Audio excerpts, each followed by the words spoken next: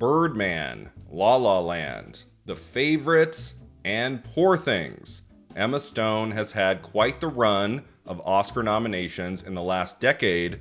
The question is, how would I actually rank these nominations from top to bottom? My name is Brian ROWE, this is the awards contender, and I'm very excited to launch this new video series, Oscar Ranking, where I rank Academy Award nominations for actors, directors, and more. I thought the perfect place to begin was with our latest Best Actress winner, Emma Stone. And then for fun, at the end of the video, I will give you one Emma Stone performance I think should have gotten an Oscar nomination, but didn't. Are you ready? Here we go. Number 5, Best Picture, Poor Things. So Bella's so much to discover, and your sad face makes me discover angry feelings for you. So I would rank this one last just because I don't know how you put this above any of her nominated performances. I mean, Poor Things was in my top 3 favorite films of the year. I think that Best Picture nomination is fantastic, and I love that Emma Stone is producing now. Her first producing credit was in 2018 as executive producer for Maniac. She was the executive producer for Cruella, and then her first full producer credit was in 2022 for When You Finish Saving the World, the directorial debut of Jesse Eisenberg. And then in recent months, she's been a producer on Problemista and the upcoming I Saw the TV Glow and A Real Pain. The latter two I saw at this year's Sundance Film Festival. And then she was also a producer on Poor Things, so she got a Best Picture nomination this past award season, not just Best Actress. The fact that she's a producer on 2 of the best films I saw at Sundance, I Saw the TV Glow and A Real Pain, she clearly has an excellent taste for material. So yeah, this is an excellent nomination. It's not a bad one by any means. Just because I rank it last does not mean I don't adore it. Number 4, Best Supporting Actress, Birdman. You're doing this because you're scared to death, like the rest of us, that you don't matter. And you know what? You're right. You don't. It's not important, okay? You're not important. Get used to it. So I don't know where you would rank this nomination. I would have it last of her 4 acting nominations in the last decade. I put out a tweet in recent days that said, this is a nomination I adore. And I did have a lot of people in the comments saying things like, this is the movie she should have won for. Her first Academy Awards victory should have been for Birdman. I'm not sure if I agree with that. I don't know what the next decade of Emma Stone Oscar nominations would have looked like. If she had won for Birdman, does she win for La La Land? Maybe, maybe not. And then let's say she doesn't win for La La Land. Does she then maybe win for The Favorite? I think she still wins for Poor Things, regardless of what would have happened. So yeah, when I think of her 4 Oscar nominations for acting, this is the one I go to last. I mean, I really did enjoy Birdman. It made my top 10 list of 2014. And this was a very important Oscar nomination for Emma Stone to receive. Her career had been rising for a few years, starting with Superbad in 2007, and then in 2010, she got her first big lead role in a movie, Easy A, which was a critical and box office hit, and got her a Golden Globe Award nomination. And then came Crazy Stupid Love and the 2 Spider-Man films. And like, Emma Stone's first Oscar nomination was coming. You could feel it. She just had to be in the right project at the right time, and Birdman in 2014 was the perfect showcase for Emma Stone. As Michael Keaton's daughter, she got to show a new side to herself as a dramatic actress, and she has that one banger scene where she goes off on him. And I knew when I was watching that movie, I think it was in September of 2014, I was like, Emma Stone's gonna get nominated for this, like, it's happening. I personally don't think she should have won for that because I love Patricia Arquette in Boyhood. That is one of my favorite Oscar wins of the 2010s. I'm so happy Boyhood won something. I still can't believe that was the only prize it got that night. Richard Linklater should have won Best Director, I think. But yeah, Emma Stone getting her first Oscar nomination for a movie that went on to win Best Director and Best Picture and things. That was a really good first step in her awards trajectory. Number 3, Best Actress, La La Land. Maybe I'm one of those people that has always wanted to do it, but it's like a pipe dream for me, you know? And then you set it, you change your dreams and then you grow up. So yeah, this one might be controversial, I guess, because Emma Stone actually won the Oscar for Best Actress for La La Land in 2017, but I would not rank it number 2 or number 1. It is number 3 on my list, not because I don't adore this performance. La La Land is an amazing movie musical, and Emma Stone is dazzling. I mean, what a movie star performance she gives in that film. She gets to show her dramatic side, her musical side. Her singing and dancing is spectacular. That song she does at the end, Audition, The Fools Who Dream. I mean, in some ways, that scene got her the Oscar win. I think she is just so wonderful in that moment and throughout the entire movie. So yeah, I love Emma Stone in La La Land, but for me, it ranks number 3 because there are other people in her category this year I could have seen win over Emma Stone. I think Natalie Portman in Jackie is incredible, and if you remember, she won the Critics' Choice Award early in the season for her performance in that movie. We weren't quite sure in the beginning how the Best Actress race was going to go until we got to SAG and BAFTA and the Oscars. On a recent episode of Andy Cohen, Natalie Portman even revealed she thinks she should have won her Oscar not for Black Swan, but for Jackie, and I do think that would have been a really cool Oscar win for Portman, but the main person I think would have made a fantastic Oscar victory that year was Isabelle Huppert for Elle. She won the Golden Globe Award for Best Actress in a Motion Picture Drama, and while the movie itself I didn't think was great with a capital G, she is absolutely on fire in that movie. She has been doing terrific work on film for decades and has never won an Oscar. So Isabelle Huppert also would have made an excellent win. But still, ultimately, it doesn't take anything away from Emma Stone's Oscar win for La La Land. That is a fantastic Best Actress Oscar victory of the 2010s, her first of 2 Oscar wins to date. Number 2, Best Supporting Actress, The Favourite. I'm sorry, Your Majesty. I think I caught a chill picking the herbs for your leg. That was you. Abigail.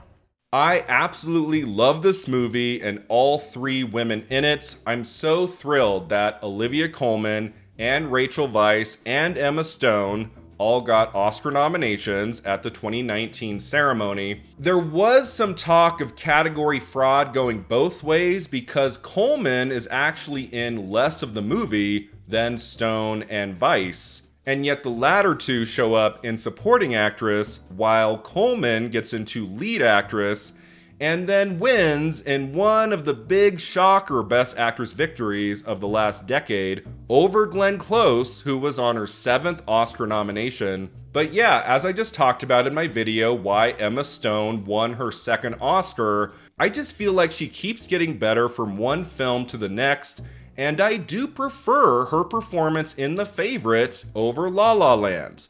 They are very different kinds of movies and roles. It's hard to compare the two, but I just think there's a maturity to Stone in The Favourite, the way she holds her own up against these 2 powerhouse actors at the top of their game. She has an innocence about her, but also great strength too. Now, I wouldn't say that Emma Stone should have won Best Supporting Actress for The Favourite. I do think Regina King for If Beale Street Could Talk was the right choice that year. I do think that's a very underrated film from Barry Jenkins, and King is dynamite in it. Emma Stone didn't need to win that one. I think she was excited enough to just celebrate the Best Actress win for her co-star Olivia Colman. Like as many people have said throughout the years, Emma Stone seems more excited for Colman winning that night than Stone did 2 years before when she won for La La Land. It's like when Emma Stone loses something, she seems even more excited, like in recent weeks when Lily Gladstone won at SAG. And then Stone's reaction was like one of elation, right? But yeah, I adore Stone in The Favorite, her first collaboration with the great Yorgos Lanthimos. This would prove to be a very important collaboration as we move forward. And I love that Oscar nomination for Stone as well, and it ranks number 2. And then I don't think this was going to be a surprise to anybody. If you've been watching my videos, especially in the last week, I've been saying over and over how thrilled I was that Emma Stone won Best Actress this year. My number 1 choice in my Emma Stone Oscar nominations ranking is, of course, Best Actress, Poor Things. I'm a changeable feast, as are all of we. Apparently, according to Emerson, disagreed with by Harry. Come, just come. You were in my son.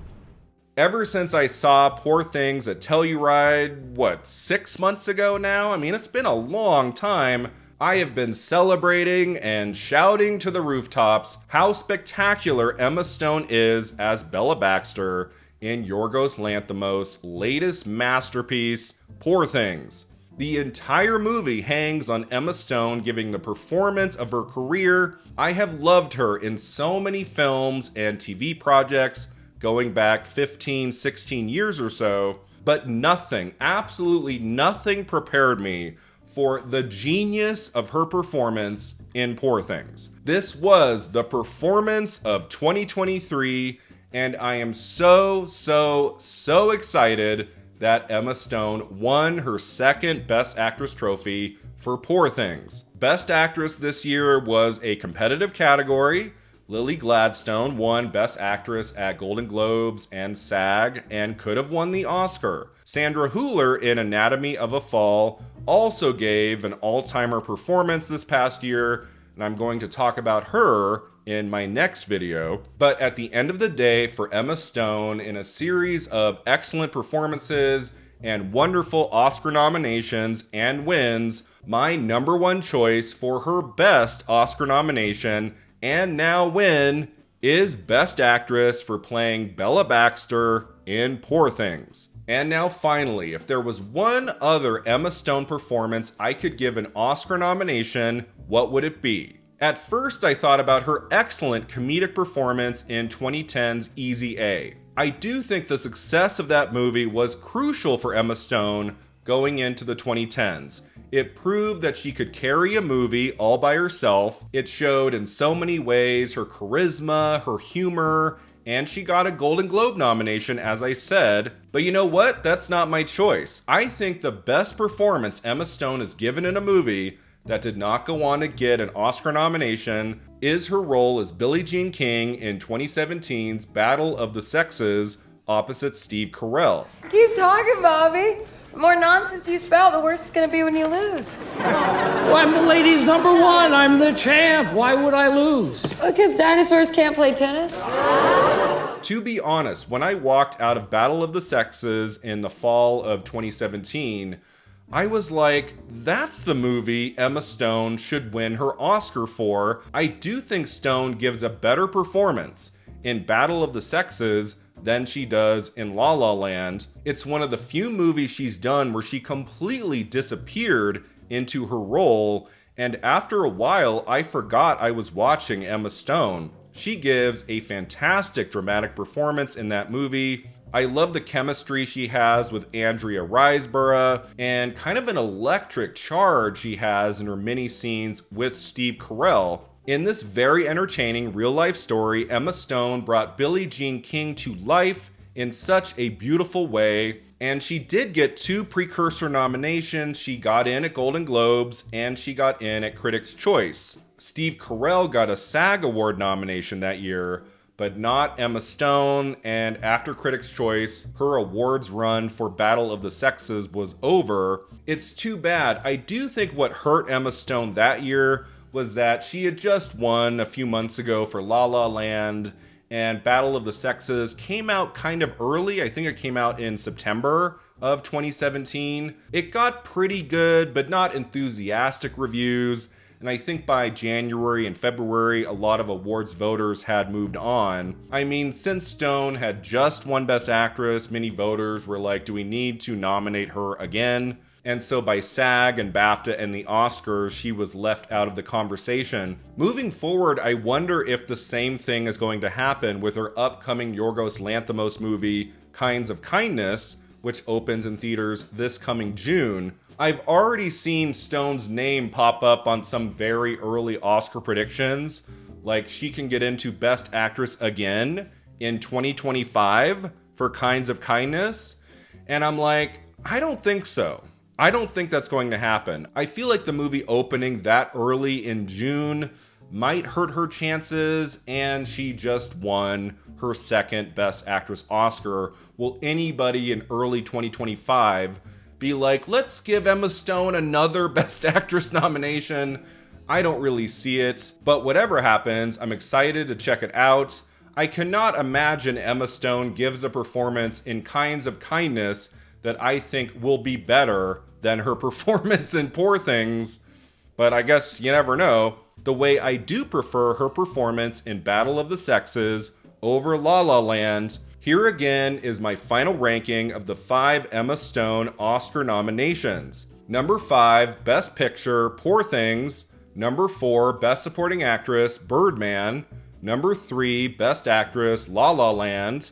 Number 2, Best Supporting Actress, The Favorite. And number 1, of course, Best Actress, Poor Things. Thanks so much for watching and subscribing, and let me know in the comments below, what is your ranking of Emma Stone's 5 Oscar nominations? Do you agree with me, or is your ranking completely different? Share it in the comments below, and we'll see you next time at the Awards Contender.